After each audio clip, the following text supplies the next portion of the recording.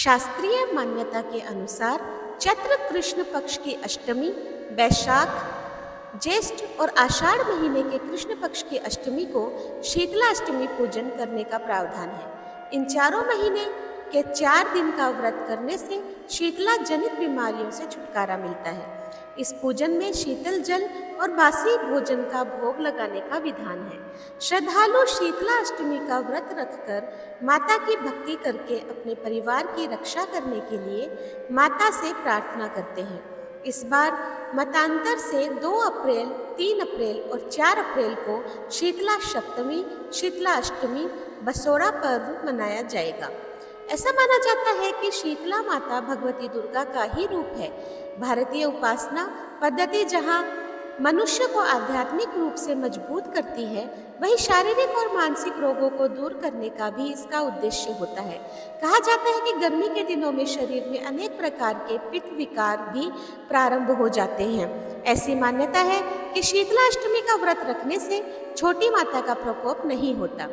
शीतला सप्तमी और शीतला अष्टमी व्रत मनुष्य को चेचक के रोगों से बचाने का प्राचीन काल से चला आ रहा व्रत है। आयुर्वेद की भाषा में चेचक का नाम ही शीतला है। अतः इस उपासना से शारीरिक शुद्ध, मानसिक पवित्रता और खान पान की सावधानियों का संदेश मिलता है। इस व्रत में अष्टमी के दिन कलश स्थापित कर माता का पूजन किया जाता है तथा प्रार्थना की जाती है कि चेचक, गलघोंटू, बड़ी माता, छोटी माता, तीव्र दाह, दुर्ग युक्त फोड़े, नेत्र रोग और शीतल जनित सभी प्रकार के दोष शीतला माता की आराधना पूजा से दूर हो जाए। इस दिन शीतला स्तोत्र का पाठ शीतल जनित व्याधि से पीड़ितों के लिए हितकारी है।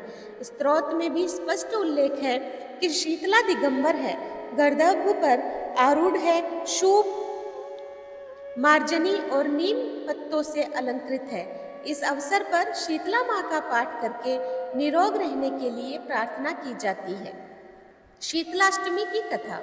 एक बार राजा के इकलौते पुत्र को शीतला यानी कि चेचक निकला। उसी के राज्य में एक काची पुत्र को भी शीतला निकली हुई थी। काची परिवार बहुत गरीब था पर भगवती का उपासक था। वह धार्मिक दृष्टि से दूसरी समझे जाने वाली सभी नियमों को बीमारी के दौरान भी भली भांति निभाता था। घर में साफ सफाई का विशेष ख्याल रखा जाता था।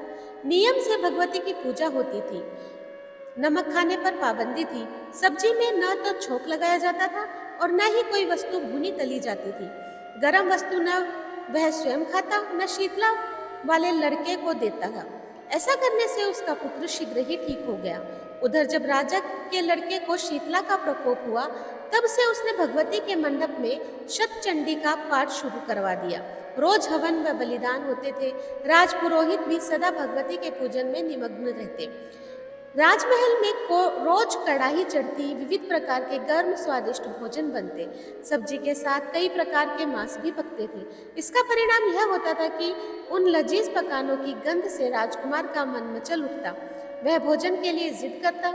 एक तो राजपुत्र और दूसरे इकलौता, इस कारण उसकी अनुचित जिद भी पूरी की जाती थी। इस पर शीतला का कोप घटने की बजाय बढ़ने लगा। शीतला के साथ साथ उसे बड़े बड़े फोड़े भी निकलने लगे, जिनमें खुजली व जलन अधिक होती थी।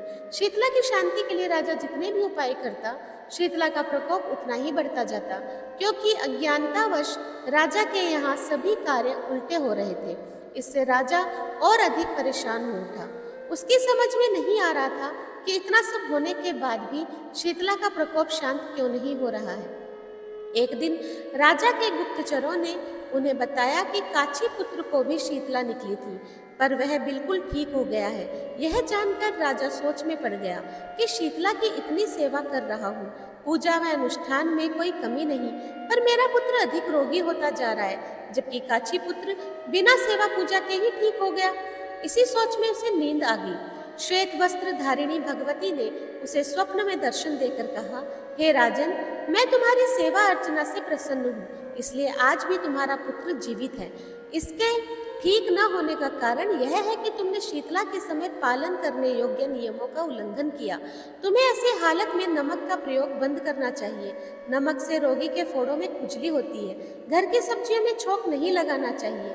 क्योंकि इसकी गंध से रोगी का मन उन वस्तुओं को खाने के लिए ललचाता है। रोगी का किसी के पास आना जाना मना है, क्योंकि यह रोग औरों को भी होने का भय रहता है। अतः इन नियमों का पालन कर तेरा पुत्र अवश्य ही ठीक हो जाएगा। विधि समझाकर देवी अंतर्ध्यान होगी।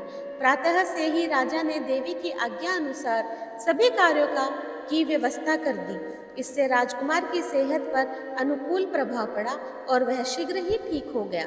इसी दिन भगवान श्री कृष्ण और माता देवकी का विधिवत पूजन करके मध्यकाल में सात्विक पदार्थों का भोग लगाना चाहिए। ऐसा करने से पुण्य ही नहीं मिलता, बल्कि समस्त दुखों का भी निवारण होता है। तो दोस्तों, आज मैंने आप लोगों के समक्ष शीतलाष्टमी की कथा प्रस्तुत की है। आपको कैसी लगी मुझे कमेंट बॉक्स में ज़रूर बताइएगा। जो लोग मेरे चैनल पे नए आए हैं प्लीज़ सब्सक्राइब कर दीजिए, लाइक कीजिए और शेयर कीजिए अपने दोस्तों और परिवार में, और इसी तरह मेरा सहयोग करते रहें। धन्यवाद।